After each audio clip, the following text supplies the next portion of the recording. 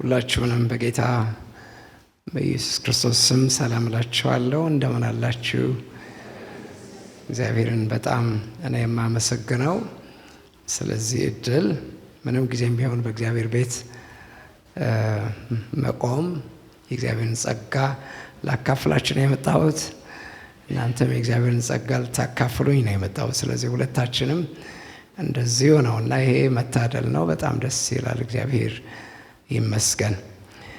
ጌታን በጣም ነው የማመሰግነው። አይ ቲንክ ቤተክርስቲያናችን ከተጀመረ ጀምሮ ማለት ቤተክርስቲያናችን ከተጀመረ ጀምሮ መጥቼ አላቅም። እኔ አልነበርኩም እዚህ ሀገር። ስለዚህ ምናልባት እኔ ከወጣሁ በኋላ ነው የተጀመረውና አልነበርኩም እዚህ። ስለዚህ ብዙዎቻችሁ አታውቁኝም እርግጠኛ ነኝ። ማለት ደግሞም ዩቱብ ሶሻል ሚዲያ ምናምን ስለሌለው ምንም የለውም፣ ኢንትረስትም የለኝም፣ አፐታይትም የለኝም። ይቅርታ አድርጉልኝ። በዚህ ምክንያት በምንም ተአምር ልታውቁኝ አትችሉም ብዬ አስባለሁ። እና ምንም አይደለም ደግሞ ባታውቁኝም ቁም ነገር የለውም። የኔ መታወቅ አለመታወቅ ዲፍረንስ አያመጣም። ግን በወንጌል አገልግሎት የቆየሁ ሰው ነኝ። ዋና ነገር እዛ ላይ ነው ያለው። ረጅም ዓመታት ነው በእግዚአብሔር ቤት ሳገለግል የቆየሁት። አሁን 52 ዓመቴ ነው ለሙሉ ጊዜ አገልግሎት ከወጣሁና አንድ ቀን ለሰከንድ ለምን ወጣሁ ብዬ ተጸጽቼ አላቅም። 52 ዓመት ሙሉ ማለት። ስለዚህ እግዚአብሔርን በጣም ነው የማመሰግነው። ይሄን ያክል ይበቃል። አይ ቲንክ ይሄን ያክል እንትን ካደረጋችሁ የሚበቃ ይመስለኛል። ወደ እግዚአብሔር ቤት ነው የመጣ ነው። እንዲሁ ዋጋ ከፍለን ነው የመጣ ነው። ያውም ደግሞ በጣም ኤክስፐንሲቭ በሆነበት ጊዜ፣ በጣም ውድ በሆነበት ጊዜ። ትራንስፖርቴሽኑም ቀላል አይደለም እንደምሰማው ከሆነ። እንዲህ ባለ ጊዜ ነው የመጣችሁት። መምጣታችሁ ላልቀረ፣ በእግዚአብሔር ቤት መሆናችሁ ላልቀረ ሙሉ ልባችን ሰጥተን በሁለት ጆሮአችን እናደምጠ የሚገባ ነገር ነው ብዬ ነው የማስበው። እኔ መምጣታችን ላልቀረ ማለት ኮስቲ ነው፣ በጣም ዋጋ ያስከፍላል። እና ተዳላልፋችሁ ነው የመጣችሁት። አሁን በእግዚአብሔር ቤት መሆናችን ግን ሁሉ ነገራችን ተሰብስቦ ነው መስማት የሚኖርብን ብዬ አስባለሁ። እና ዛሬ መልእክቱ አንድ መጽሐፍ ሙሉ ነው የምናየው። ኢንትረስቲንግ ፓርቱ እዛ ላይ ነው። በዚህ በባይብል ስተዲ ዓለም በጣም ብዙ ትሬን የምናደርገው ብዙዎችን መሪዎች ያፈራንበት 3 አይነት መንገዶች አሉ። አንዱ ባይብል ሜዲቴሽን የምንለው ወይም ደግሞ ኳይት ታይም የምንለው ወይም በአማርኛ የጥሞና ጊዜ የምንለው ራሱ የቻለ ዓለም ነው፣ ግዙፍ ዓለም ነው፣ ራሱ የቻለ ትሬኒንግ አለው። ሁለተኛ ደግሞ ባይብል ስተዲ የምንለው ደግሞ አለ። ባይብል ስተዲ የምንለው ቶፒካል ባይብል ስተዲ አለ፣ ካራክተር ባይብል ስተዲ አለ፣ ዲዳክቲቭ ባይብል ስተዲ አለ፣ ኢንዳክቲቭ ባይብል ስተዲ አለ። በጣም ብዙ ሰፊ የሆነ ጥልቅ የሆኑ በጣም ብዙ ነገሮች አሉበት እዛ ውስጥ። ሶስተኛው ግን ባይብል ሰርቬይ የሚባል አለ which is በአማርኛ የመጽሐፍ ቅዱስ ዳሰሳ ወይም ዳሰሳ እንለዋለን። ስለዚህም ደግሞ ይሄኛው የመጽሐፍ ቅዱስ አጠናን ዘዴ ረጅም ዓመታት ሲያጠኑ ከቆዩ በኋላ ሰዎች እዚህ ክላይማክስ መምጣት አለባቸው፣ እዚህ ጥግ የሆነ ነገር መምጣት አለባቸው። ስለዚህ ዛሬ የምናየው እሱን ነው ማለት እና ለዚህ ነው ቅድም ሐዋርያ ጳውሎስ እንዳለው ልባችሁን አስፉልን እንዳለው ልባችን ካላሰፋን በስተቀር ጌታ በርግዶ ሊገባ አይችልም። ጨዋ አምላክ ነው። ማይንዲው ትዝ ይላችኋል የራዕይ ዮሐንስ ምዕራፍ 3 ቁጥር 20 ላይ ነው በደጅ ቆሜ አንኳኳለሁ የተባለው ለአሕዛብ አይደለም፣ ውጭ ላሉ ሰዎች አይደለም፣ ወንጌል ለመስበክ አይደለም። ኢትስ ናት ለቤተክርስቲያን ነው የተነገረው፣ ለሎዶቅያ ቤተክርስቲያን። ስለዚህ ምን ማለት ነው? የሚያመልኩት ውስጥ ናቸው፣ የሚመለከው ውጭ ነው ያለው። he sneaked out አምልኳቸው ጠላው ማለት ይሄ በጣም አደገኛ የሆነ ነገር ነው። ስለዚህ I think you have to be very careful በእግዚአብሔር ቤት ስንቀመጥ you have to manage። አለበለዚያ ግን ስኒክ አውት ለማድረግ በጣም ቀላል ነው ለጌታ። እና በደጅ ቆሞ እንዳያንኳኳ ማለት በልባችን እዚህ መሆናችን እርግጠኛ መሆናችን ለዚህ ነው። እና ስለዚህም ደግሞ ተቆናጠን ልንቀመጥበት የሚቻልበት የሚገባም ቤት ነው ብዬ ነው የማስበው የእግዚአብሔር ቤት። ምንም ጊዜም ቢሆን የጌታ ቃል ስንሰማ ማንም ይስበክ ማንም እንግዳ ይሆን አዲስ ይሆን ነባር ይሆን doesn't matter ማንም ሰው ያገልገል፣ ግን የእግዚአብሔር ቃል ደመጥ ይገባዋል፣ ልንሰማው ይገባናል። ፍርሃት ሊለን ይገባል ማለት ነው። that reverence መምጣት አለበት። እኔ ምንም ጊዜም ቢሆን የትኛውም ፖዲየም ስቆም የትኛውም ምንድነው የሚባለው መድረክ በመቆምበት ሰዓት 2 ነገሮች ወደ ማስተዋሌ ይመጣሉ። 2 ሐሳቦች ወደ ማስተዋሌ ይመጣሉ እና እነግራቸዋለሁ።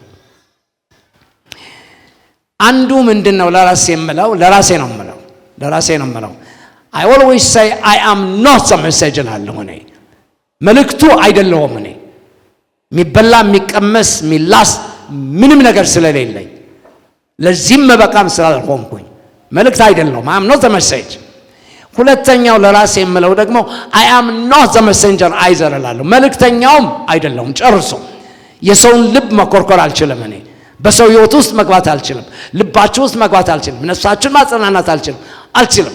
I'm not the messenger either። ስለዚህ መልእክቱም አይደለሁም መልእክተኛም አይደለሁም። የኔ ስራ ምንድነው ቢባል የኔ ስራ አንድ ነገር ብቻ ነች፣ እዚህ መቆሜ ማለት። የኔ ስራ መልእክትም መልእክተኛው የሆነው ጌታ ይህንን ጌታ ለእናንተ አሸር ማድረግ ብቻ ነው። አሸር ካደረኩ በኋላ ካስተናገርኩት በኋላ ዘን በእናንተና በጌታ መካከል ሃኒሙን መካሄድ ሲጀምር I will have to diminish። መጥፋት አለብኝ፣ መደብዘዝ አለብኝ፣ ማነስ አለብኝ። አለበለዚያ ግን በእናንተና በጌታ መካከል ቆሜ ራሴን ባገኘው I know የጌታ እጅ ምን ያህል እንደሚከብድብኝ አውቃለሁ። በደንብ ነው የማውቀው። ረጅም ዓመታት ፑልፒት ላይ ቆሜ አውቃለሁ። I know ምን ያህል እንደሚከብድ። ስለዚህ I'm very careful። ስራዬ አንድ ነገር ብቻ ነች፣ በጌታና በእናንተ መካከል ሃኒሙን ለመፍጠር ብቻ ነው የመጣሁት። እኔ አይናችሁ ከጌታ አይን ጋር እንዲገጣጠም ነው የፈለኩት። ለዚህ ነው ፉል አቴንሽን የሚጠይቀው። ለዚህ ነው ለጌታ ቃል ራሳችሁ መስጠትም ያለባችሁ።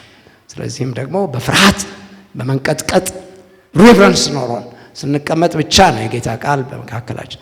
አለበለዚያ ግን ዋሎ ሊመለስ ይችላል፣ ማረፊያ አጥቶ ማለት። ማይንድ ዩ የእግዚአብሔር ቃል ዋሎ ሲመለስ ካን ኢማጂን። የእግዚአብሔር ቃል ዋሎ ሲመለስ ታሱ ማረፊያ ሲያጣ ካን ኢማጂን። ልባችን ውስጥ ቦታ ካላገኘ በጣም ነው የሚያሳዝነው እንጂ ከዚህ የበለጠ አይ ቲንክ ምስኪን የሆነ አምልኮ ያለ አይመስለኝም። ስለዚህ እስካሁን ያደረግነው መዘምራን በነገራችን ላይ እግዚአብሔር ይባርካቸው። አምልክ ያልነው ከእናንተ ጋር ደስ ብሎኛል። በጣም ግሩም ነው። ሆኖም ግን ይሄ ሁሉ አምልኮ ክላይማክስ የእግዚአብሔር ቃል ለመስማት ስለሆነ እሺ፣ ጥቂት ቁጥሮች ላንም መጽሐፉ የኤፌሶን መጽሐፍ ነው የምንሰብከው። ስለዚህም ደግሞ እኔ አስተማሪ አይደለም። በነገራችን ላይ የኔ ጸጋ የተለየ ነው። ሰባኪ ነኝ እኔ በጥሪ ከሆነ ማለት። ብዙ ፓስተሮች ላይ ነው የኔ ጥሪ። ብዙ ፓስተሮች እና ብዙ መሪዎች በብዙ መቶዎች የሚቆጠሩ በ80 ሀገሮች ነው የምናገለግለው። አገልግሎቱ እጅግ ሰፊ ነው። ከ26 ዓመት በኋላ ነው አምና የመጣሁት። አሁን 3ኛ ጊዜ ነው ወደ ኢትዮጵያ ስመጣና መጥቼ አላውቅም። በጣም አዝናለሁ። ግን ቢሆንም ግን እድል ሰጠኝ ጌታ። ተመልሼ እንደገና መምጣቴ ጥሩ ነው። ስለዚህ የኤፌሶን መጽሐፍ ሙሉ ነው የምናየው ማለት ነው። ስለዚህም ደግሞ አብረን እንመለከታለን። 4ቱም ቁጥሮች ላንብባቸው። የመጀመሪያዎቹ ምዕራፍ 1 ከቁጥር 1 ጀምሮ እስከ 4 አነባቸውና አጭር ጸሎት ጸልየን እንጀምራለን። በእግዚአብሔር ፈቃድ የኢየሱስ ክርስቶስ ሐዋርያ የሆነ ጳውሎስ በኤፌሶን ላሉት ቅዱሳን በክርስቶስ ኢየሱስም ላሉት ምእመናን ከእግዚአብሔር ከአባታችን ከጌታም ከኢየሱስ ክርስቶስ ጸጋና ሰላም ለእናንተ ይሁን። በክርስቶስ በሰማያዊ ስፍራ በመንፈሳዊ በረከት ሁሉ የባረከን የጌታችን የኢየሱስ ክርስቶስ አምላክና አባት ይባረክ የሚል ሐሳብ ነው ያለው። ከዛ በኋላ እንቀጥላለን። እንጸልይ አጭር ጊዜ። በመጀመሪያ ልናገር የምፈልገው ነገር ይሄ መጽሐፍ ቅዱስ 66 መጽሐፍቶች አሉ። 66 መጽሐፍቶች አንዱ ከሌላው አበላልጣችሁ አንደኛው ወዳለሁ ማለት አይቻልም። አውቃለሁ። እሱን ሁሉ ብርቅ ነው። ምን ይባላል? የእግዚአብሔር ቃል ብርቅ ነው። እንደ እግዚአብሔር ቃል ብርቅ የሆነ ነገር የለም። እኔ ስሜታዊ ሰው አይደለሁም። በስሜት የምገፋም ሰው አይደለም። በስሜትም አልወሰንም። ሆኖም ግን አንድ ስሜታዊ የሚያደርገኝ ነገር ካለ ግን አንድ ነገር ብቻ ነች። ባለቤቴ ምስክር ነች።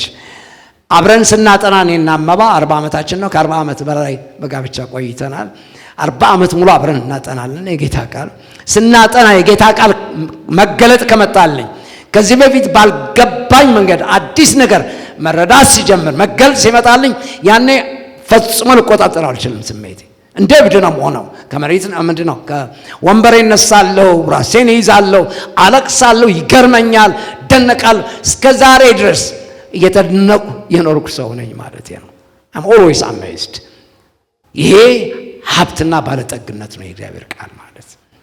ስለዚህ የኤፌሶን መጽሐፍ በጣም ነው የምወደው ከሁሉ በላይ። የምወድበት ምክንያት እነግራችኋለሁ። 7 ምክንያቶች አሉኝ። I want to justify it። 7 ምክንያቶች አሉ። ይሄ መጽሐፍ ልዩ መጽሐፍ፣ ፍጹም ሌላ ከሌሎች ሁሉ ፍጹም የተለየ መጽሐፍ።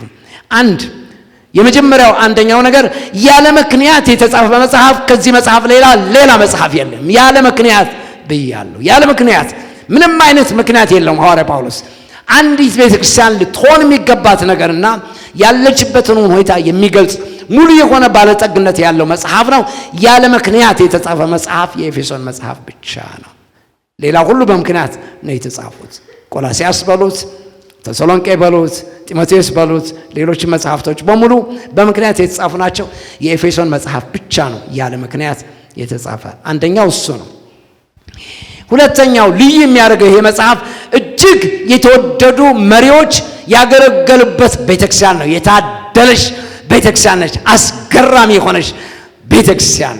ለምሳሌ ሐዋርያ ጳውሎስ በሐዋርያት ሥራ ምዕራፍ 20 ቁጥር 31 ላይ እንደገለጸው 3 ዓመት በዚያ ቤተክርስቲያን ላይ ተቀምጦ 3 ዓመት አገልግሏቸዋል። ማይንዲ 3 ቀን አይደለም፣ 1 ሳምንት አይደለም፣ 3 ዓመት በሙሉ ያገለገለባት ቤተክርስቲያን ነች ኤፌሶን ቤተክርስቲያን።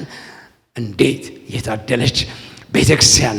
በመገለጥ የተሞላ የቃሉ መገለጥ የተሰጠው ሐዋርያው ጳውሎስ ልዩ የሆነ ጸጋ የነበረው ያ ሰው 3 ዓመታት በሙሉ ተቀምጦ ያገለገለባት ቤተክርስቲያን ነች። ሁለተኛው ሰው ሐዋርያው ዮሐንስ የፍቅር ሐዋርያ የተባለ ልዩ ጸጋ የነበረው ከሐዋርያት ሁሉ ፕራይም የሆነ ለጌታ ልብም እንኳን እጅግ የቀረበ እንዳውም ከነጭራሹ ፕሮባብሊ ጌታ ኢየሱስ ክርስቶስ በምድር ላይ ጓደኛ ከነበረው የጌታም እንኳን የልብ ጓደኛ የነበረ ሰው ዮሐንስ ብቻ ነው። ማይንድ ትዝ ይላችኋል። መስቀል ላይ ከተናገራቸው 7 ነገሮች እናቱን ይጠራና እነሆ እናት ከዚህ በኋላ አለ። እሷንም ደግሞ እነሆ ልጅሽ አላት። ስለዚህም ደግሞ እናቱን አደራነት ለማን ነው የሰጠው ቢባል ለዮሐንስ ነው። ዮሐንስ ይቀርበው ነበር እና በዛ ምክንያት ህይወቱ ኢምፓክትድ ስለሆነ ሐዋርያው ዮሐንስ የፍቅር ሐዋርያ ሆነ። የፍቅር ሐዋርያ የሆነ ዮሐንስ እዚች ቤተክርስቲያን ፍጥሞ ደሴት ላይ በፈላ ዘይት ቀቅለው አልሞት ሲላቸው መጨረሻ ላይ ከጣሉት በኋላ እስከ ዕለተ ሞቱ ድረስ ያገለገለባት ቤተክርስቲያን እዚች ቤተክርስቲያን ነው፣ ኤፌሶን ቤተክርስቲያን። እንዴት የታደለች ቤተክርስቲያን! ሶስተኛው ሰው ጢሞቴዎስ ያክል ሰው ልጄ ይለው የነበረ ሐዋርያ ጳውሎስ፣ ለሐዋርያ ጳውሎስ እጅግ የተወደደ ሰው ጢሞቴዎስ፣ እሱ እንኳን መጋቢ ሆነ ፓስተር ሆነ የዚች ቤተክርስቲያን ያገለገለባት ቤተክርስቲያን ነች። የዚች ቤተክርስቲያን መጋቢ ነበር። አንደኛ ጢሞቴዎስ ምዕራፍ 1 ቁጥር 5 ላይ እንደምናየው ከዛ ጊዜ ጀምሮ ጢሞቴዎስ የዛች ቤተክርስቲያን መጋቢ ሆኖ ሲያገለግል የቆየባት ቤተክርስቲያን እጅግ የታደለች ባለጠጋ የሆነች ቤተክርስቲያን። አራተኛው ሰው ጳውሎስ የሚባል ሰው ደግሞ አጵሎስ የሚባል ሰው አጵሎስ አጠጣ እኔ ተከልኩ እግዚአብሔር ያሳድግ ነበር እንዳለ ሐዋርያ ጳውሎስ አጵሎስ የማጠጣት አገልግሎት ነበረው። he was an orator። አዲስ ኪዳን ላይ ማንም ሰው እንደ አጵሎስ ተናጋሪ የለም። ነገር አዋቂ ይለዋል መጽሐፍ ቅዱሳችን። አማርኛው የተወላከፈ አማርኛ ነው፣ ነገር አዋቂ አይደለም። he was an orator። የንግግር ችሎታው ይሄ ነው ሊባል አይቻልም። ሲናገር መሬት ጠብ የማይል ነገር መናገር የሚችል አስተውሎ መናገር የሚችል ሰው የነበረ አጵሎስ እዚች ቤተክርስቲያን ያገለገለባት ቤተክርስቲያን ነች። የሐዋርያት ሥራ ምዕራፍ 18 ከ24 እስከ 28 ማየት ይቻላል። 4 ትልልቅ የእግዚአብሔር ሰዎች ያገለገሉባት የታደለች ቤተክርስቲያን። ሶስተኛው ምክንያት ይሄ ልዩ መጽሐፍ የሚያደርገው ሶስተኛው ነገር ደግሞ የተለያዩ ሰዎችም የጻፉላት ቤተክርስቲያን ነች። እቺ ቤተክርስቲያን የታደለች ቤተክርስቲያን። ሌላ ቤተክርስቲያን እንደዚህች አይነት ፎከስ ሆነው ሰዎች የጻፉላት ቤተክርስቲያን የለችም። 3 ሰዎች ጽፈዋል። ለምሳሌ 1 ሐዋርያ ጳውሎስ ይሄ መልእክት የጻፈው ለኤፌሶን ቤተክርስቲያን ነው። ስለዚህም ደግሞ አስገራሚ የሆነ መጽሐፍ ነው። በኋላ እንመለከተዋለን። ሁለተኛው ሰው ደግሞ ሉቃስ የተወደደ ሐኪም የተባለ ፕሮፌሽናል የነበረ እንደማንም ተራ ጋዜጠኛ ናሬት ሲያደርግ ቆየ። የሐዋርያት ሥራ መጽሐፍና የሉቃስ ወንጌልን የጻፈልን ሰው በሐዋርያት ሥራ ላይ ምዕራፍ 18 ምዕራፍ 19 ምዕራፍ 20 3 ምዕራፎችን ሰጥቶ ስለዚህ ኤፌሶን ቤተክርስቲያን የጻፈላት ቤተክርስቲያን ነች። የታደለች ቤተክርስቲያን፣ አስገራሚ የሆነች ቤተክርስቲያን። ሶስተኛው ጌታችን ኢየሱስ ክርስቶስ ራሱ ደብዳቤ ጽፎላታል ለዚች ቤተክርስቲያን። የራዕየ ዮሐንስ ምዕራፍ 2 ከ1 እስከ 7 ላይ እንደምንመለከተው አድሬስ የተደረገ ፓርቲኩላር የሆነ ለዚች ቤተክርስቲያን ብቻ የተላከ ደብዳቤ አለ። እንዴት የታደለች ቤተክርስቲያን ነች! ሌላ አብያተ ክርስቲያናት ሲጻፍላቸው አናይም። እቺ ቤተክርስቲያን ግን ፎር ሳም ሪዝን አስገራሚ ነገር ነው፣ ዙም የተደረገባት እና የብዙ ጸሐፊዎች አይንም ያረፈባት ቤተክርስቲያን ነች። ልዩ ቤተክርስቲያን፣ አስገራሚ ቤተክርስቲያን ነች። አራተኛው ምክንያት ልዩ የሚያረጋት ይህች ቤተክርስቲያን አንደኛና ሁለተኛ ጢሞቴዎስ መጽሐፍቶች፣ ሁለቱም መጽሐፍቶች የተጻፉት ጢሞቴዎስ ኤፌሶን ቤተክርስቲያን ፓስተር ሆኖ በነበረበት ሰዓት ስለሆነ ወደ ኤፌሶን ከተማ ነው የተላኩት እነዚህ ሁለት መጽሐፍቶች። አስገራሚ የሆነች ቤተክርስቲያን። አምስተኛው አንደኛ ዮሐንስ፣ ሁለተኛ ዮሐንስ፣ ሶስተኛ ዮሐንስ፣ ሶስቱም መጽሐፍቶች የተጻፉት ሐዋርያው ዮሐንስ እዚች ቤተክርስቲያን ፓስተር ሆኖ መጋቢ ሆኖ ሲያገለግል በነበረበት ሰዓት ከኤፌሶን ቤተክርስቲያን ነው የመነጩት ሶስቱ መጽሐፍቶች። አንደኛ ዮሐንስ መልእክቱ፣ ሁለተኛው መልእክቱ፣ ሶስተኛ መልእክቱ፣ ሶስቱም ደብዳቤዎች የተጻፉት እዚች ቤተክርስቲያን ሆኖ በነበረበት ጊዜ ነው። በአጠቃላይ 5 መጽሐፍቶች ያክል ከዚች ቤተክርስቲያን የፈለቁ ናቸው ማለት። very interesting፣ በጣም አስገራሚ ቤተክርስቲያን ነው። ስድስተኛው በ431 ዓመተ ምህረት የተጠራ የተሰበሰበ የቸርች ካውንስል ነበር። ትልቅ ጉባኤ ነበር። ከዓለማት በሙሉ አባቶች ተሰብስበው ትልልቅ ስብሰባዎች ነበራቸው። 325 ላይ ኒቃያ ጉባኤ ነበር። ለምሳሌ እግዚአብሔር አብና እግዚአብሔር ወልድ አንድ ናቸው፣ ስለዚህም ደግሞ ሊመለኩ ይገባቸዋል ብለው የመንፈስ ቅዱስ ነገር ግን አፍዝዘው የተውበት ጊዜ ነበር። በ450 ላይ ደግሞ እንደገና ተመልሶ ኮሬክት አድርገው ራሳቸውን አርመው መንፈስ ቅዱስ እውነትም አምላክ ነው ብለው ደግሞ 450 ላይ ነው አፕሮቭ ያደረጉት። መጨረሻ ላይ ግን 431 በመሃል ላይ ያለች ዓመት አለች። very interesting የሆነች 431 ዓመተ ምህረት የተሰበሰበው ጉባኤ ለሁለት ምክንያት ነው የተሰበሰበው። አንደኛው ምክንያቱ ምንድነው የነበረው? የአዲስ ኪዳን ካነን፣ አዲስ ኪዳን ላይ ያሉ መጽሐፍቶች የእግዚአብሔር ቃል ናቸው ብለው አስረግጠው በአንድነት የወሰኑበት ጉባኤ ያ ጉባኤ ነው። 431 የት ሆነው ነው የወሰኑት? የኤፌሶን ቤተክርስቲያን ላይ ሆነው ነው የወሰኑት። ከዓለም ሁሉ ዙሪያ መጥተው ኤፌሶን ከተማ ያውም የኤፌሶን ቤተክርስቲያን ተሰብስበው ነው ውሳኔ የወሰኑት። ኢንትረስቲንግ። እሱ ብቻ ሳይሆን የዮሐንስ ራእይ ያክል የዮሐንስ ራእይ ከእግዚአብሔር ቃል ጋር እኩል የሆነ እግዚአብሔር ቃል ነው ብለው አፕሩቭ ያደረጉት ካነን ሆኖ እንዲቀበሉት የተደረገው እዚች ቤተክርስቲያን የተደረገው ጉባኤ የተወሰነ ውሳኔ ነው። ስለዚህ እንዴት የታደለች ቤተክርስቲያን ነች! ሰባተኛው ለመግቢያ የሚሆንን ሐሳብ ከዛ ወደ ዋናው ሐሳባችን እንሄዳለን። ሰባተኛው ነገር ኢግናሽየስ የሚባል ከአባቶች መካከል ነበር። ብዙ አባቶች አሉ። ኢግናሽየስ የሚባል ከአባቶች መካከል he was genius። በጣም ብዙ ነገር እናውቃለን ስለሱ፣ ብዙ ነገር የሚባል ነገር አለ። ሆኖም ግን አንድ ነገር ብቻ ለማለት ፈልጋለሁ። ለኤፌሶን ቤተክርስቲያን የጻፈው ደብዳቤ ነበር። ይህ ደብዳቤ የተጻፈው 200 AD ነው። 200 ዓመተ ምህረት ነው የተጻፈው ደብዳቤው። 3 ነገሮችን ያካትታል። አንደኛ ያላቸው ነገር በፍቅራችሁ እጅግ ተደንቄያለሁ አላቸው። በእናንተ መካከል ባለው ፍቅር ምክንያት አጥንት እንኳን አልቀረልኝም፣ ውስጤ የሚያናውጥ አይነት ልዩ ፍቅር በእናንተ መካከል ተገልጿል አላቸው። ደስ ብሎት ማለት ምን ማለት ነው? ራዕየ ዮሐንስ ምዕራፍ 2 ላይ ንስሐ ግባ ያላቸው ንስሐ ገብተው ፍቅራቸውንም አድሰው ኦሪጂናል ወደ ነበረው ፍቅራቸው ተመልሷል። የክርስቶስ አካል መካከል የነበረው ፍቅር ታድሷል ማለት ልዩ ፍቅር የነበራቸው ሰዎች መሆናቸውን ገለጸ። ሁለተኛው ነገር ደግሞ ለእውነት ያላችሁ ቅንዓት እና ስለ እውነት ያላችሁ ደግሞ መሟገት ገርሞኛል አላለም። ምክንያቱም ሐዋርያት ነን ሳይሉ ሐዋርያት ሳይሆኑ ሐዋርያት ነን የሚሉ ሰዎችን ሽንጣቸውን ገትረው ተቋቁመው ስለነበረ ስለ እውነት ቅንዓታቸው ደግሞ በጣም አደንቃለሁ አላቸው። ሶስተኛው ነገር ደግሞ ስለተቀበላችሁት መከራ በተቀበላችሁ መከራ መጠን ደግሞ ጸንታችሁ መቆማችሁ በጣም ደስ ብሎኛል ብሎ አስገራሚ የሆነ ደብዳቤ ነው የጻፈው። ስለዚህም ደግሞ ይህች ቤተክርስቲያን የታደለች ቤተክርስቲያን ነች። ይበቃናል። አሁን ወደ መልእክቱ መምጣት አለብን። ወደ መልእክቱ በምንመጣበት ጊዜ የመልእክቱን ሐሳብ ጠቅላላ መጽሐፉ በምን ሳመራይዝ ታደርገዋለህ ብላችሁ ብትሉኝ የኔ ሐሳብ አመጣላችኋለሁ። ግን ብዙ አይነት ኮሜንታሪዎች ተጽፈዋል። ብዙ አይነት የመጽሐፍ ቅዱስ ገለጻዎች የሚገልጹ መጽሐፍቶች በጣም በብዙ መቶ ሺህ የሚቆጠሩ መጽሐፍቶች አሉ። ከነሱ መካከል ሁለት ብቻ እገልጽና ሶስተኛው የራሴን አመጣለሁ ማለት መጨረሻ ላይ። አንደኛው ዎችማን የሚባል ነው። ምናልባት ካላወቃችሁ የቻይና የመጀመሪያው ክርስቲያን መሆኑ ነው። ካላወቃችሁ ደግሞ ምናልባት የወንጌላውያን አብያተ ክርስቲያናት በብዛት ያሉት አሁን አሜሪካ ነበረ እስከዛሬ ድረስ ሲመራው የነበረው። አሁን ግን የሚገርመው ነገር ትልቅ ጉባኤ ያለው ፐርሰንቴጅ ያለው ሃይስት ፐርሰንቴጅ የወንጌላውያን አብያተ ክርስቲያናት ቻይና ነው ያለው። የቻይና የመጀመሪያው ክርስቲያን መሆኑ ነው ዎችማን ማለት። ዎችማን የጻፈው መጽሐፍ አለ ሲት ወክ ስታንድ ይላል መጽሐፉ። ካገኛችሁት በጣም ጥሩ ቮሉሚነስ ነው መጽሐፍ አይደለም፣ ትልቅ መጽሐፍ አይደለም፣ ትንሽ ነች፣ ግን ጥሩ መጽሐፍ ነች። የጠራ መጽሐፍ ነው። አይ ቲንክ ካገኛችሁት በእጃችሁ ቢገባ በጣም ጥሩ ነው ብዬ አስባለሁ። ሌላ ልገልጸው የምፈልገው ነገር ዶክተር ጆን ስቶት ይባላሉ። ዶክተር ጆን ስቶት የንግሥት ኤልሳቤጥ ፓስተሯ የነበሩ ናቸው ረጅም ዓመታት እና 2011 ነው ወደ ጌታ የሄዱት።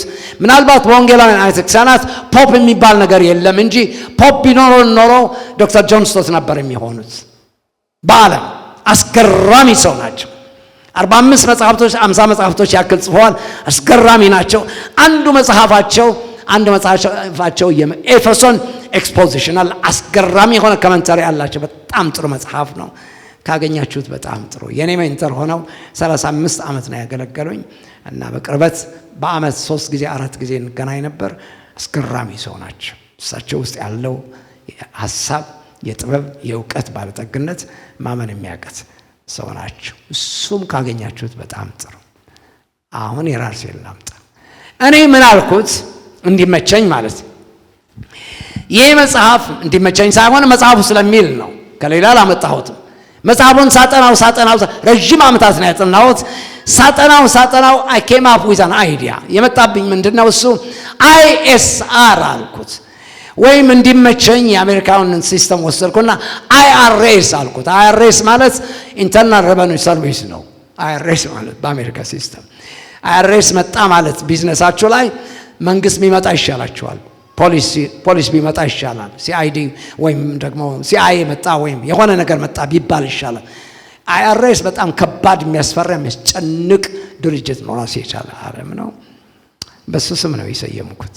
IRS አልኩት። ነገሩ ISR ነው። ዩኒክ አይደንቲቲ ምዕራፍ 1 ምዕራፍ 2 ምዕራፍ 3 ዩኒክ ስታንዳርድ ምዕራፍ 4 ምዕራፍ 5 ዩኒክ ሪሌሽንሺፕ ምዕራፍ 5 እና ምዕራፍ 6 በዚህ ነው ሐሳቡ የምናጣለለው። ልዩ ማንነት ያለን ሰዎች ነን። ምዕራፍ 1 ምዕራፍ 2 ምዕራፍ 3 ልዩ መለኪያ ያለን ሰዎች ነን። ምዕራፍ 4 እና ምዕራፍ 5 ልዩ ግንኙነት ያለን ሰዎች ነን። ምዕራፍ 5 እና ምዕራፍ 6 በዚህ ነው መጽሐፉን እንዳሰሰው። ልዩ ማንነት፣ ልዩ መለኪያ፣ ልዩ ደግሞ ግንኙነት፣ የግንኙነት ስምረት ያለን ሰዎች ነን። በዚህ መጽሐፉን ልንዳስሰው ነው ማለት። ስለዚህ የመጀመሪያው ሐሳባችን እንግባ።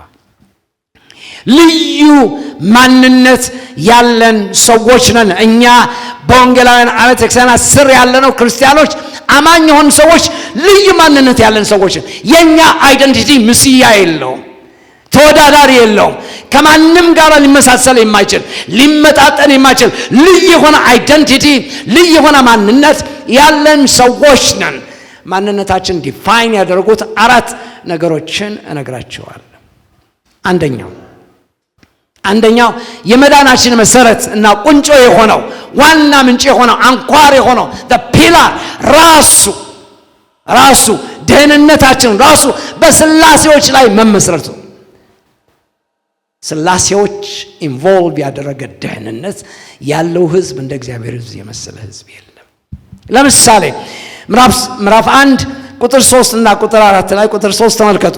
በክርስቶስ በሰማያዊ ስፍራ በመንፈሳዊ በረከት ሁሉ የባረከን የጌታችን ኢየሱስ ክርስቶስ አምላክና አባት ይባረክ ይላል።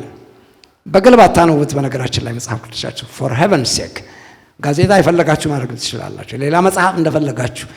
መጽሐፍ ቅዱስ ላይ ሲመጣ ግን be careful you have to slow down አስተውላችሁ አንብቦት ቀስ ብለን ካየነው እግዚአብሔር አብ አለ እዚች ቁጥር እግዚአብሔር ወልድ አለ እግዚአብሔር መንፈስ ቅዱስ አለ ጀነራል ስታቱ ኃይለ ቃሉ ከተናገረ በኋላ then ከቁጥር 4 ጀምሮ እሱን ይበትነዋል እና ለምሳሌ እግዚአብሔር አብ በእኛ ደህንነት ላይ ያደረገው እግዚአብሔር አብ ለምሳሌ ምዕራፍ 1 ከቁጥር 4 ጀምሮ እስከ ቁጥር 6 ተመልከቱ ዓለም ሳይፈጠር በፊቱ ቅዱሳንና ነውር የሌለን በፍቅር እንሆን ዘንድ በክርስቶስ መረጠን የሚለውን አንደርስኮር አድርጉልኝ አስምሩልኝ በበጎ ፈቃዱ እንደወደደ በክርስቶስ ኢየሱስ ሥራ ለእርሱ ልጆች ልንሆን አስቀድሞ ወሰነን የሚለውን ሐሳብም አስምሩልኝ እንደገናም ደግሞ ልጁም እንዲያውም የሰጠን የጸጋው ክብር ባለጠግነት ይመሰገን ዘንድ ይህንን አደረገ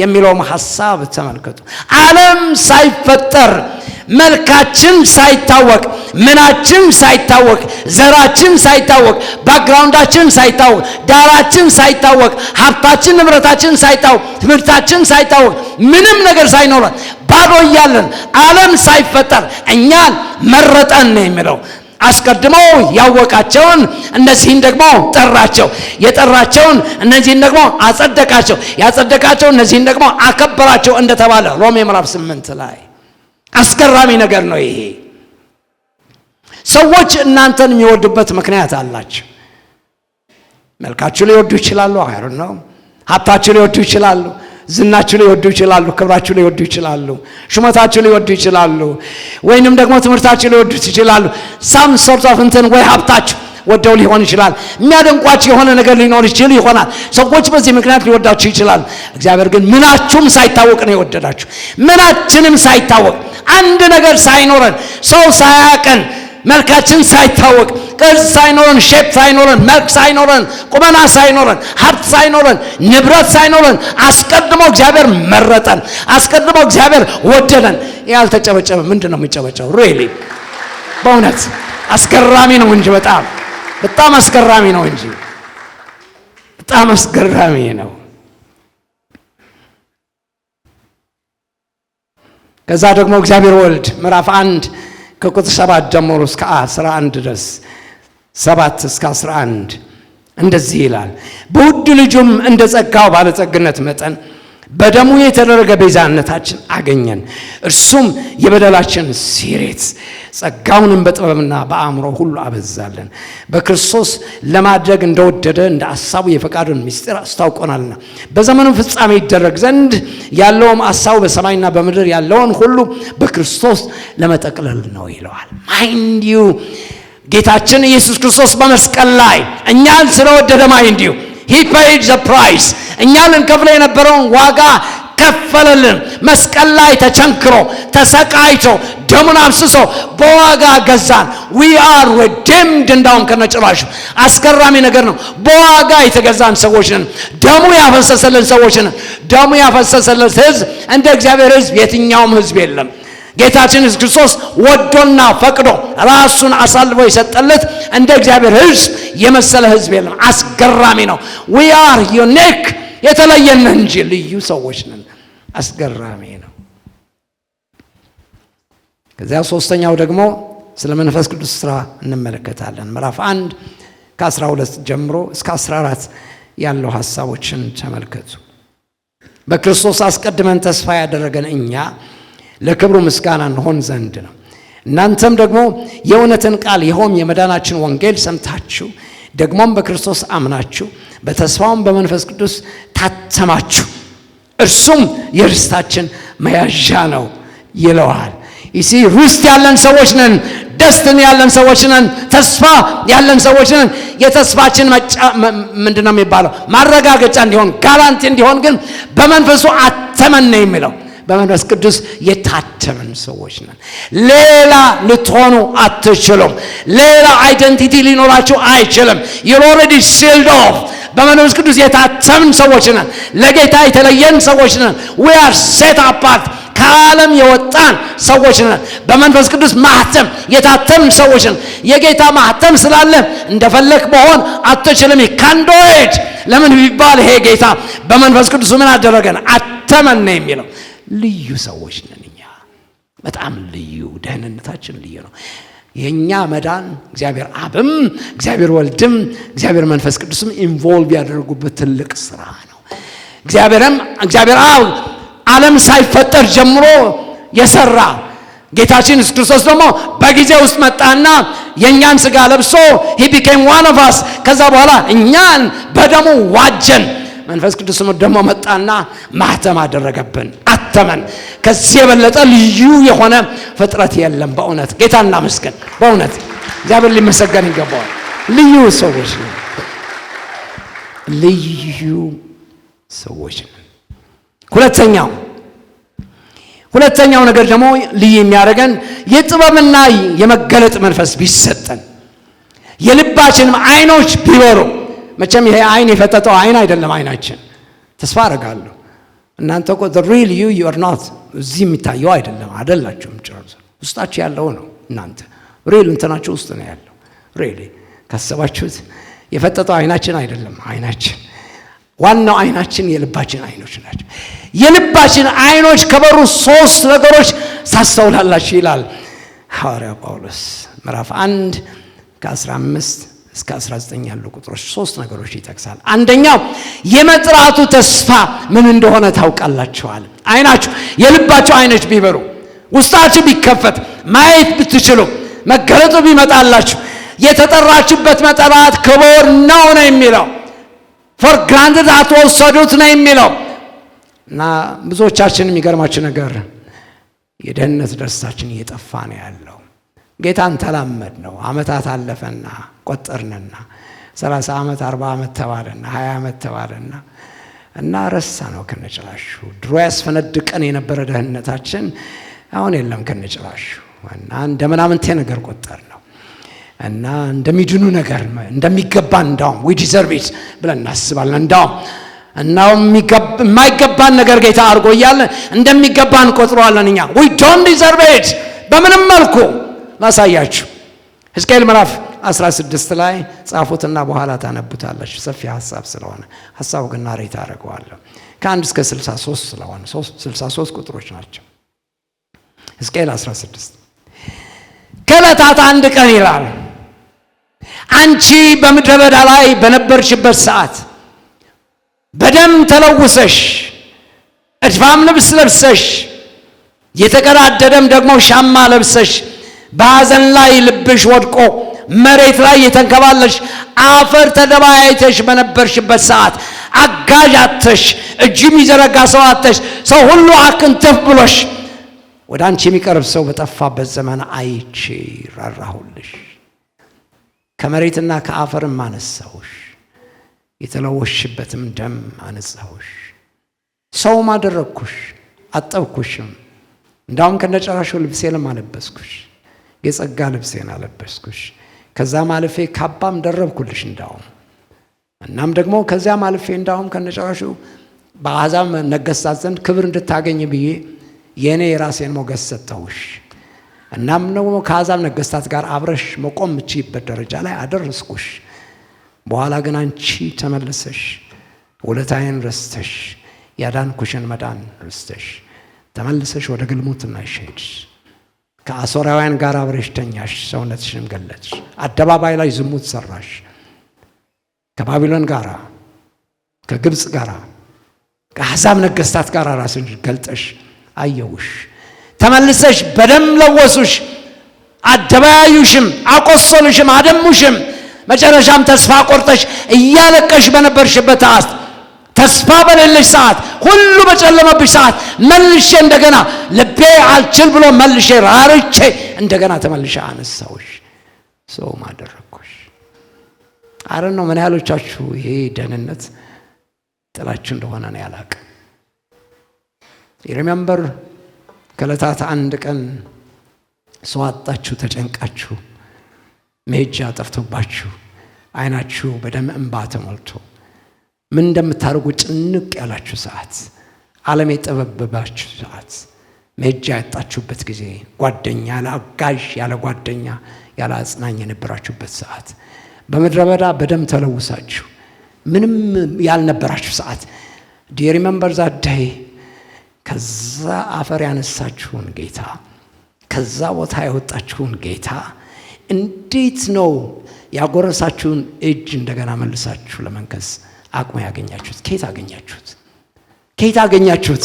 ይህንን ጌታ ረግጣችሁ መልሶ በርክሶት ለመዳራት፣ ዝሙት ላይ ለመግባት፣ ጉቦ ለመቀበል፣ እንደ ማንም ዓለማዊ ተራ ሰው ለመሆን how dare you! ይሄ ደህንነት ክቡር የሆነ ደህንነት ነው። ማይንድ ዩ ለዚህ ደህንነት ያልተገዛችሁ ለምን ደህንነት ትገዛላችሁ? ማይንድ ዩ how dare you! ጌታ እንዴት ይደፈራል? ይሄ ደህንነት እንዴት ይረገጣል? የጌታን ውለታ እንዴት ይረሳል ነው የምላችሁ ያለሁት። አሁን ሰው ሆናችሁ ሰው ሊያያችሁ ይችል ይሆናል። ትናንት ግን አመዳም ነበራችሁ፣ መልክም አልነበራችሁ። ፊታችሁም አመዳም ነበር። አይከነሽሪው ጸጋ የለበስነው በኋላ ነው፣ በደህንነት ምክንያት ነው እንጂ አመዳም ነበርን። ማንኛችን መልክም አልነበረንም፣ ቁመናም አልነበረንም። ምናምንቴ ሰዎች፣ ተራ ሰዎች ነበር። ሰው ያደረገን ይሄ ጌታ ነው። ያቺ የደህንነት ቀናችን ነች። there is a one day miracle በእኛ ህይወት የተከናወነ ያቺ የተባረከች ቀን፣ የጸጋ በር ተከፍታ ያየንባት ቀን፣ ለመጀመሪያ ጊዜ አይቦል ቱ አይቦል ከጌታ ጋር የተገናኘንባት ሰዓት፣ ያቺ ነፍሳችን ድና የቀረችበት ሰዓት፣ a miracle happen በእኛ ላይ a miracle happen። ለውጥ መጣ በህይወታችን። ፈጽሞ ትርጉም ልንሰጠ የማንችል አምላካዊ የሆነ ጣት በእኛ ያለ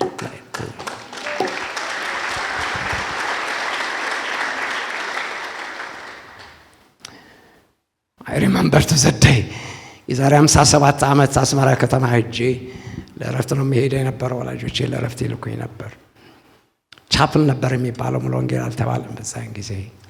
ቻፕል ገብቼ 15 ዓመት ልጅ ነበርኩኝ እና ለመጀመሪያ ጊዜ የወንጌል ቃል ሲሰበክ ሰማሁ። አልቅሻ አላቅም በዘመኔ። ወላጆቼም ተቆጥተውኝ አያውቅም። በጣም ዲሰንት የሆነ ቤተሰብ ነው ያደግኩት እኔ። በጣም ጨዋ በሆነ፣ በጣም ሀብታሞች ናቸው፣ በጣም ጨዋ የሆነ ቤተሰብ ነው ያደግኩት እኔ። ምንም ነገር ተነክቼ አላቅም። ቁጣም እንኳን በፊታቸው አጋጥሞኝ አያውቅም። ስለዚህ አልቅሻ አላቅም። ለመጀመሪያ ጊዜ ያለቀስኳት ያቺ ምሽት ነች። ፈርስት ታይም ልቆጣጠሩ የማልችል ያቺ ምሽት እንዴት የተባረከች ምሽት ነች። ያቺ ምሽት እጆቼን አንስተው ያለቀስኩ ጌታን የተቀበልኩበት፣ ሳላፍር በጉባኤ መካከል ያውም ቆሜ ጌታን የተቀበልኩባት ምሽት እንዴት የተባረከች ምሽት ነች። ይህንን የጌታን ውለታ አትርገጡት፣ ግድ የላችሁ። ሰው ያደረጋችሁን፣ ጸጋ ያለበሳችሁን ጌታ፣ አእምሯችሁ ባርኮ እንድትማሩ የፈቀደላችሁ ጌታ፣ ቤታችሁን የሰራላችሁ ጌታ፣ ትዳር የሰጣችሁ ጌታ፣ የማይገባችሁ ልጆችን ያስተቃፋችሁ ጌታ፣ ይሄ ጌታ ውለታው በምን ሊረሳ አይረሳም። come back to your original ማለት ነው። come back to the original salvation day። ያቺ ቀን ብዙት ነች። ከዛ ቀን በኋላ ነው ሌላ ሁሉ የተደረበው፣ ሌላ ሁሉ ምንለው ሌላ ሁሉ የተደለበው ከዛ በኋላ ነው። አሁን ያለኝ ታይትል ምናምን ከዛች ቀን የተነሳ ነው። አንድ ቀን የጸጋ በር የተከፈተችባት ቀን that is a miraculous day። እሱ ሊረሳ ይገባ አይደለም። አይናችሁ ይከፈት ነው የሚለው ሐዋርያ ጳውሎስ። ሁለተኛው በቅዱሳን ዘንድ ያለው የርስት ክብር ባልጠግነት ደግሞ እንድታዩ ይላቸዋል። ርስት ያለን ሰዎች ነን። ደስትኒ ያለን ሰዎች ነን። but the question is ይሄ ርስት የሚለው ነገር ግን አራከስ ነው። ያው እንደሚታወቀው አሁን አጂቴትድ የሆነ ዘመን ነው። የብልጽግና ወንጌል የሚናፈስበት ዘመን ነው። so you're always agitated። ከሀብት ጋር፣ ከባለጸግነት ጋር፣ ከቤት ጋር፣ ከንብረት ጋር ነው የምታያይዙት። ይሄ ርስት የሚለው ጋር የተለየ ማንሸን ይሰራላችኋል ማለት አይደለም። no ርስታችን እግዚአብሔር አብ፣ እግዚአብሔር ወልድ፣ እግዚአብሔር መንፈስ ቅዱስ ራሱ ሥላሴ ነው። ርስታችን እግዚአብሔር ራሱ ነው። ሀብታችን፣ ደስትናችን እግዚአብሔር ራሱ ነው። እንዳውም የራእይ መጽሐፍ ምዕራፍ 22 ላይ ምን ይላል? መቅደስ በዛ ቦታ አላየሁም፣ መቅደሷ እግዚአብሔር አብ፣ እግዚአብሔር ወልድ፣ እግዚአብሔር መንፈስ ቅዱስ ናቸውና መቅደስ አላስፈለጋትም ይላል። ደስትናችን የሰራዊት ጌታ እግዚአብሔር፣ ርስታችን ራሱ ጌታ ነው። ስለዚህም ትልቅ ርስት ያለን ሰዎች ነን እና ልትቁዘመዘሙ ይገባል። በትንሽ በትልቁ ልታጉረመርሙ ይገባል እና ተስፋ ልትቆርጡ ነው። ተስፋ ያለን ሰዎች ነን። በዚህ ምድር የሚተራመሰውን ትርምስ አትዩ።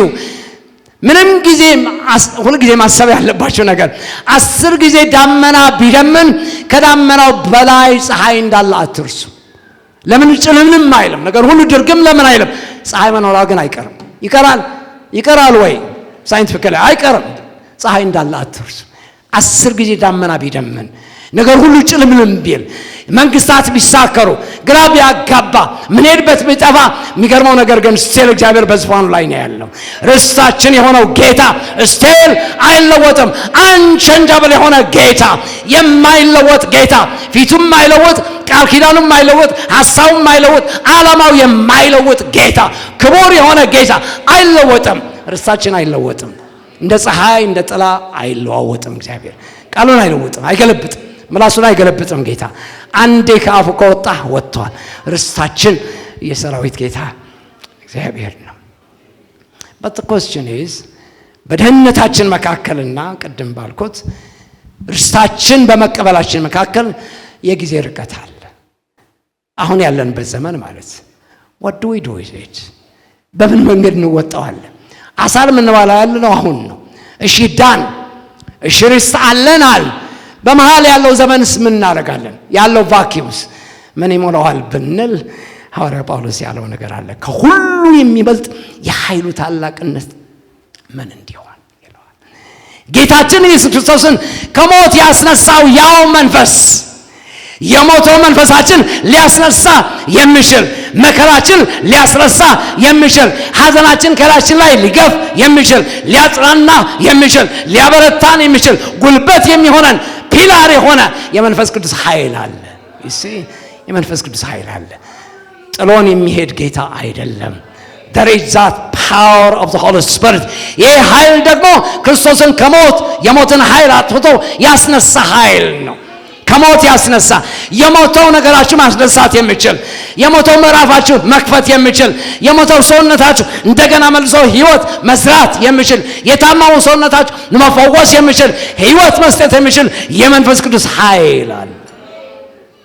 ስለዚህም ደግሞ እግዚአብሔር ይመስገን ልዩ ሰዎች ነን፣ የተጠራን ሰዎች፣ but at the same time ደስን ያለን ሰዎች፣ ደግሞ የሚገርመው ነገር አጋዥ የሆነ አጽናኝ የሆነ መንፈስ ቅዱስ በዚህ ዘመንም ሊረዳን የሚችል ኃይልና ጉልበት ያለን ሰዎች፣ አስገራሚ ሰዎች፣ ልዩ ሰዎች ነን። ሶስተኛው ሁለት ነገር ነው እስካሁን የጠቀስነው። ሶስተኛው የማንነታችን ዕዳሎት የሆነው ጌታ፣ ያዳነን ጌታ ራሱ ልዩ ነው። ልዩ ነው፣ መግለጫ የለውም። እኔ በዚህ በተኮላተፈ አንደበቴ መግለጽ አልችልም። it's so precious, it's wonderful, it's amazing። ይሄ ጌታ መግለጫ የሌለው ጌታ ነው። ይሄ ጌታ ለመግለጽ እንዳውም ከተሰበከው በላይ ነው፣ ከተጻፈው በላይ ነው። ኢቭን መጽሐፍ ቅዱሳችን ከተጻፈው በላይ ነው። ይሄ መጽሐፍ ለኛ ሊገባን ተብሎ ተጻፈ እንጂ ሪሊ እግዚአብሔር ከዚህ በላይ ነው። ከተነበበው በላይ ነው፣ ከተጻፈው በላይ ነው፣ ከተሰበከው በላይ ነው፣ ከተነገረው በላይ ነው።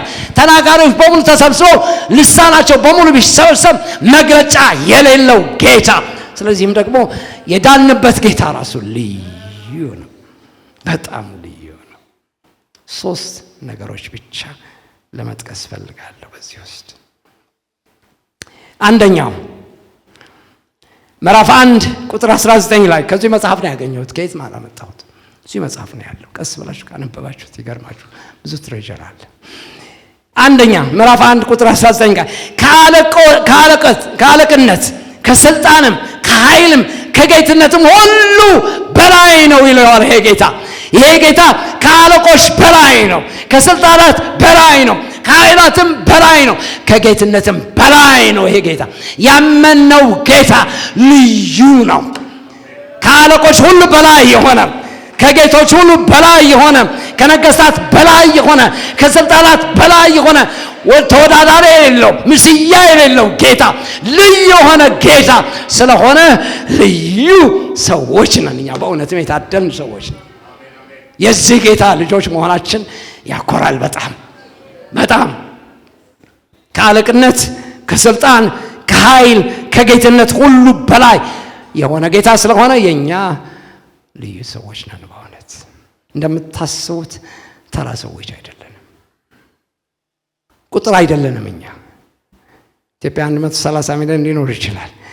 ከቁጥር በላይ ነን። እኛ ውስጥ ያለው ሀብት ማመን የሚያቀት ሀብት ነው።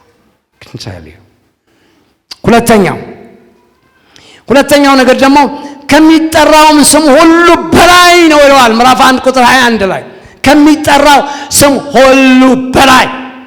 አሁን እኔ ስም አለ ለምሳሌ ቁም ነገር የሌለው አሳየኝ ተብሎ ነገር በነገራችን ላይ ዋና ስሜ ፓስተር አሳየ ብርሃን ነበር ኦሪጂናል ስሜ እና ቅድመ አያቴ ነው ያወጡልኝ። ታይቷቸው ሳምሃው ወንጌል እንደማመጣ ታይቷቸው ነው ብዬ አስባለሁ። አስገራሚ ነገር ነው። እና አሳየ ብርሃን ነበር። ትምህርት ስገባ ነው አስተማሪ አይ ቲንክ ፕሪንሲፓሉ ስሙ ቢለወጥና አሳየኝ ብንለው ያለው በኋላ ነው። ስለዚህ አሳየኝ ተብሎ ነገር አሁን ቁም ነገር የለውም። የሰውም ነፍስ አያድን፣ የሰውም ሕይወት አያጽናን፣ በሽተኛ የሆነ ሰው ሊፈወስ የማይችል ምንም አይነት ጉልበት የለውም። ኢየሱስ የሚለው ስም ግን ድንቅ ስም፣ ኃያል ስም፣ ክቡር ስም፣ ፈዋሽ ስም፣ አስደናቂ የሆነ ተአምራት መስራት የሚችል ስም። ኢየሱስ የሚለው ስም ሲጠራ አጋንንት ይርበተበታሉ፣ የመንግስት ዓለማት ይናወጣሉ፣ የመንግስት ነገስታት በሙሉ ይናወጣሉ፣ ወንበራቸውን ይለቃሉ። ሰው ሲመጣ የከበረ ሰው ሲመጣ ሁላችን ከወንበራችን ተነስተን እንቀበለው ይሆናል። አንድ ባለስልጣን ሲመጣ፣ ኢየሱስ ሲመጣ ግን ሁሉ ተደፍቶ ነው የሚቀበለው። ማንም ሰው ሊቆም አይችልም። ኢየሱስ የሚለው ስም ክቡር ስም፣ ድንቅ ስም፣ ፈዋሽ ስም፣ ክቡር ስም፣ ልዑል ስም። ኢየሱስ ከስሞች ሁሉ በላይ የሆነ ስም፣ አስገራሚ ስም። የታደም ሰዎች ነን፣ በእውነትም ልዩ ሰዎች ነን። ሶስተኛው ምዕራፍ 1 ቁጥር 22 እና 23 ላይ ከሁሉ በላይ ራስ እንዲሆን ለቤተ ክርስቲያን ሰጠው ይላል። በሌላ አነጋገር አማርኛው ተወላከፈ እንጂ he is above and beyond the church። የክርስቶስ አካል ዋና ራሷ ማን ነው ቢባል፣ ዋና ፒላሯ አምዷ ማን ነው ቢባል ጌታችን ኢየሱስ ክርስቶስ ነው። ለዚህ ምክንያት ነው ይህች ቤተክርስቲያን ልትወርስ አትችልም። ይነዋይ ቤተክርስቲያን ልትወርስ አትችልም። ለምን መሰላችሁ? ምክንያቱም አምዷ ይሄ ጌታ ነው። ሐውልቷ ይሄ ጌታ ነው።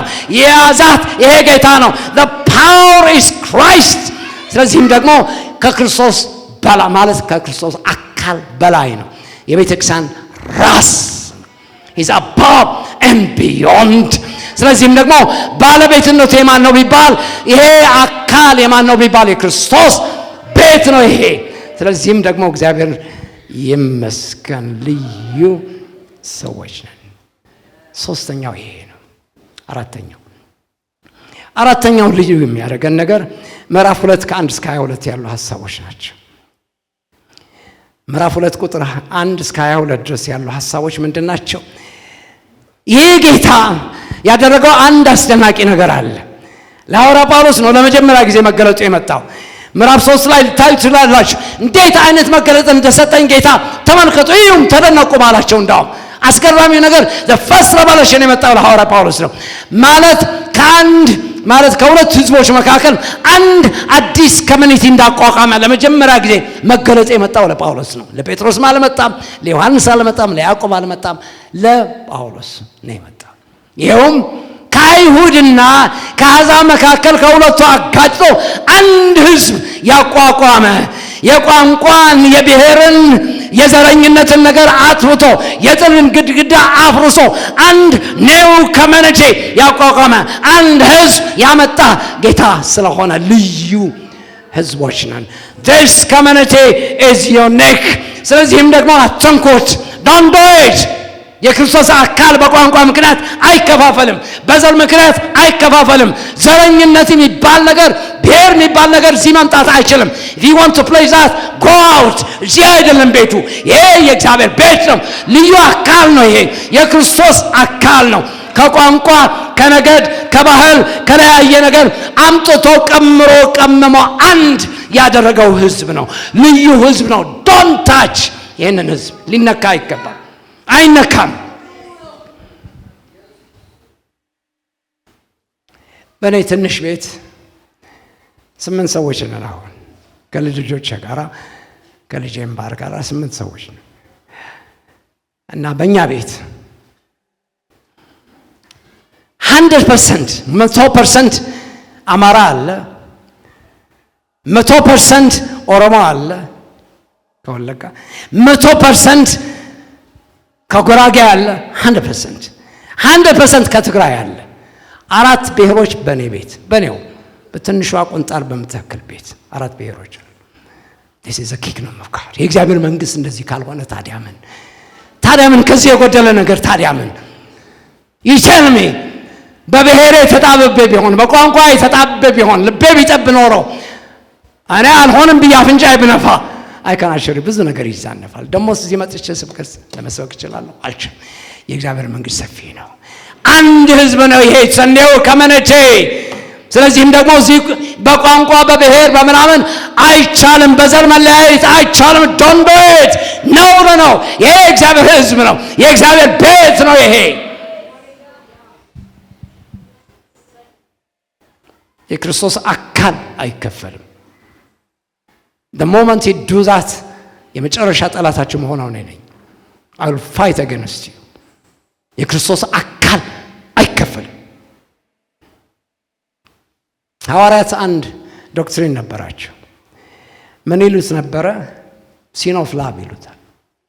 ሲን ኦፍ ላቭ ማለት አንዱ ሐዋርያ ከሌላው ሐዋርያ ጋር አልጣጣም ብሎ በቋንቋ ይሁን በብሔር ይሁን የተለያዩበት ጊዜ ነበረ። በነገራችን ላይ የሐዋርያት ሥራ ምዕራፍ 6 ላይ ትችላላችሁ። ቴንሽን ነበር፣ የባህል ግጭት ነበር፣ የቋንቋ የብሔር ግጭት ነበር። አይከናሸሪ ግን አንዱ ሐዋርያ ከሌላ ሐዋርያ ጋር አልጣጣም ብሎ የክርስቶስን አካል ከፍሎ ሌላ ቦታ ሄዶ ከቤተክርስቲያን ቢገነጥል እሱ የፍቅር ኃጢአት ይሉት ነበር። ሲን ኦፍ ላቭ ይሉታል።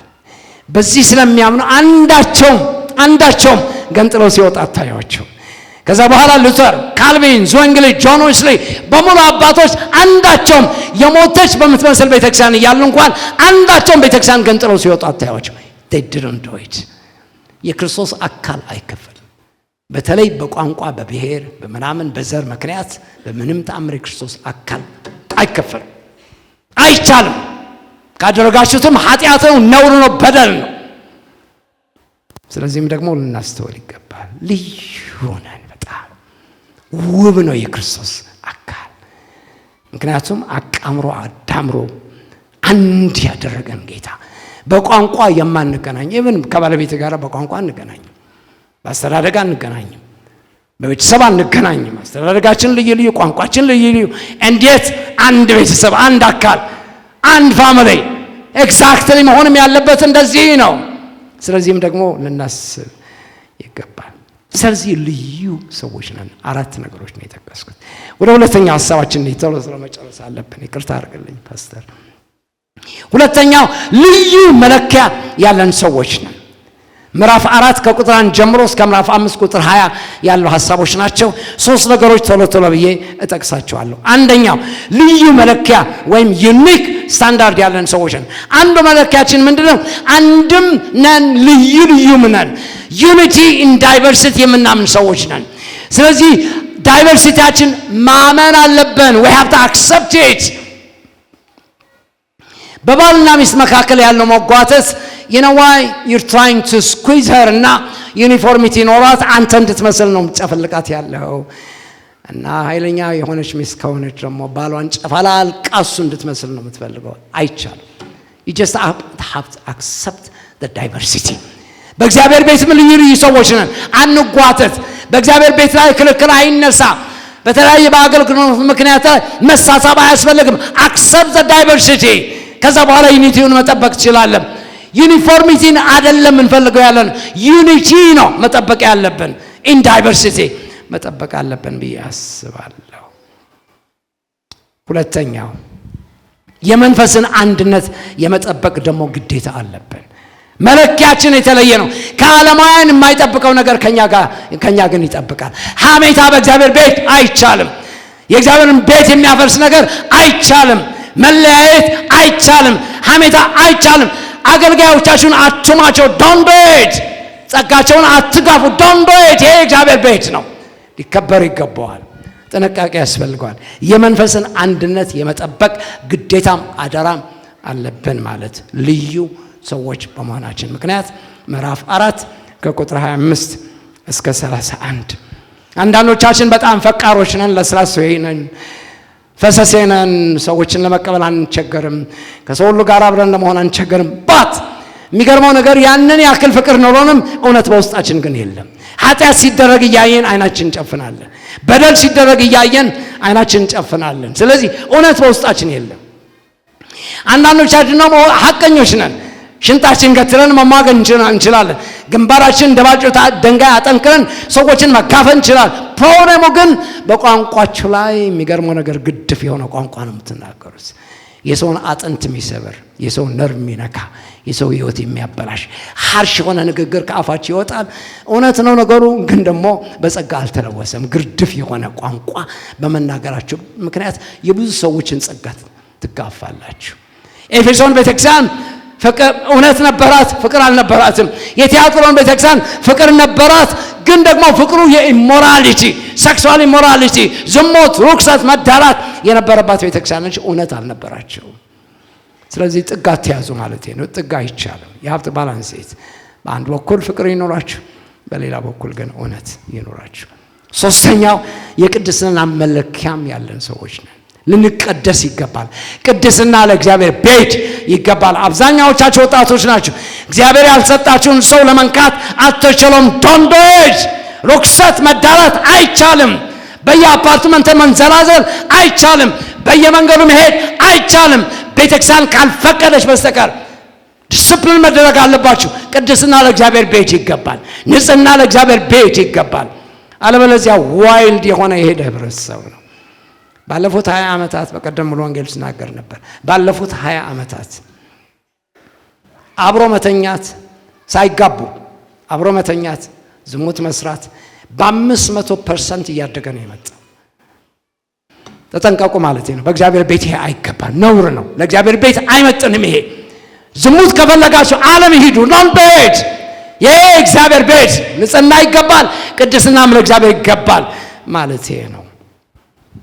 ሶስተኛውና የመጨረሻው ልዩ ግንኙነት ያለን ሰዎች።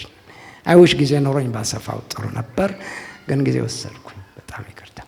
አንዱ ምንድነው ቢባል ቤዛነት የሚያስፈልጋቸው ግንኙነቶች አሉ። 3 ግንኙነቶች። አንደኛው በባልና በሚስት መካከል ያለው ግንኙነት መስተካከል አለበት። ቋንቋችን ግርድፍ ነው። ቤት የሚባል ነገር እግዚአብሔር ሰጠንና ሳምሃው ሀፍረታችን ተሸፈነ እንጂ ብንገለጥ ኖሮ ሪሊ ዓለም ቢያውቀው በእውነት ነው የምላችሁ ሰዎች በረው ነው የሚጠፉት። ቋንቋችን በጣም ዋይልድ ነው። ንግግራችን ጨው የለውም፣ ለዛ የለውም፣ ጸጋ የለውም። ተሟግተን ተጣልተን ተኮራርፈን ስንተደባድበን እንመጣለን። እዚህ ወንጌል የምንሰብከው ሰዎች ጭንቅ ነው ለኛ። ማረፊያ ያጣል የእግዚአብሔር ቃል፣ ዋሉ ይመለሳል። የነዋይ ቤታችሁ ሳይጸዳ የእግዚአብሔር ቤት ሊጸዳ አይችልም። የእግዚአብሔር ቤት ሊያምርበት የሚችለው እናንተ ቤት ሲያምርበት ብቻ ነው። እርዱን ማለቴ ነው። ቤታችሁ ይጽዳ። ቋንቋችሁ ግርድፍ የሆነ ቋንቋችሁ ለውጡ። ሪመምበር you are a Christian. If you say that you are a Christian, then act like a Christian. ክርስቲያን ነኝ ካላችሁ ዘንድ ባህሪያችሁ ይለወጥ። ካራክተር ፎርሜሽን ማተርስ። ባህሪ ለውጥ በጣም ያስፈልጋል። ምናችሁም አንፈልገውም። የጸጋ ስጦታችሁን አንፈልግም። ባህሪ ግን መለወጥ አለበት። ትዳራችሁ መለወጥ አለበት። ቋንቋችሁ መለወጥ አለበት። ሁለተኛው ወላጆችና ልጆች። ወላጆች የእናንተ ኮሞዲቲ አይደሉም። ቤት አለኝ፣ ንብረት አለኝ፣ መኪና አለኝ ምናምን እንደምትሉት ልጆች አሉኝ አይባልም። የእናንተ ኮሞዲቲ አይደሉም። የእናንተ ንብረት አይደሉም። እንደፈለጋችሁ ልታሽከረክሯቸው አትችሉም። እነዚህ ትውልዶች የተባረኩ ትውልዶች ናቸው። ማይንዲዩ የእግዚአብሔር ጣት ያለባቸው፣ የእግዚአብሔር ዓላማ ያለባቸው፣ በጸሎት የተወለዱ፣ በጸሎትም የሚያድጉ፣ ደግሞም እግዚአብሔር ለጉዳይ የሚፈልጋቸው ልጆች ናቸው። እነዚህ ከእናንተ ቤት ማን እንደሚወጣ ምን ታውቃላችሁ? ሆዲ ነው። ስለዚህ በልጆቻችሁ ላይ በጭካኔ አትናገሩ። በጥፊ መምታት፣ በኩመታት መደብደብ እና በአለንጋ ወይም በቀበቶ ማሳደድ ከየት መጣ? ይሄ ዓለማዊነት ነው። ጭልጥ ያለ ዓለማዊነት ነው። እሱ ብቻ አይደለም፣ ወንጀል ነው። እኔ ባያችሁ አልምራችሁም። በእውነት ለፖሊስ ሪፖርት አደርጋለሁ። በእውነት አልምራችሁም። this is an abuse። ይሄ በጣም አደጋ ያለው ትውልድን የሚያበላሽ እና የሚያኮላሽ ስራ ነው። ስቶፕ ኢት። መቆም ያለበት ጉዳይ ነው ይሄ። ልጆቻችሁን ዲስፕሊን ታደርጋላችሁ እንጂ you don't punish them። there is a difference between punishment and discipline ሁለቱ የተለያዩ ነገሮች ናቸው።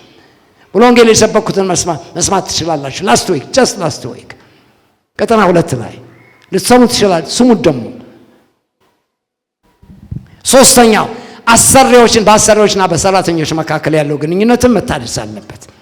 አሰሪዎች ከሆናችሁ ኢንጀስቲስ በእናንተ እጅ አይከናወን ባካችሁ። በአለቅነት ካላችሁ ስልጣን ላይ ካላችሁ for heaven's sake እኔ ለምናችኋለሁ come out of the system። ኮራፕሽን የሞላበት ሲስተም ነው። አድሎ የሞላበት ሲስተም ነው። በዘር የሚሰራበት ሲስተም ነው። I think come out of it. If you are a Christian, come out of it. ንጽሕና ያስፈልገዋል። ስለዚህም ደግሞ ሰዎችን በጀስቲስ አስተዳድሩ። ሰራተኞቻችሁም ደግሞ ጀስቲስ በሞላበት መንገድ አስተዳድሯቸው። 15 ሚሊዮን ህዝብ ስመራ የቆየው ሰው ነኝ። I know what I am saying. ህዝብ ሊመራ የሚገባ ሰዎች ሊመሩ የሚገባቸው በስራችን ያሉ ሰራተኞቻችን ሊመሩ የሚገባቸው is only injustice. ጀስቲስ ሲኖር ብቻ ነው። ፍትህ ሲኖር ብቻ ነው። ሰራተኞች የሆናችሁ ሰዎች ደግሞ በእንዝላልነት አታርጉት። ስራ ቦታችሁ ላይ ለበጥባጣ በሆነ አሰራር አትስሩ። you are a Christian, act like a Christian። በንጽህና ስሩ with dedication። እንዳው ጌታ በእናንተ ስራም እንዲከብርም ጭምር ባለቆቻችሁ ፊት ሞገስ ለማግኘት ብቻ ሳይሆን አለቃ እንዳላችሁ አትርሱ። ጌታ ራሱ 2 አለቆች እንዳለ እግዚአብሔር ይባርካችሁ።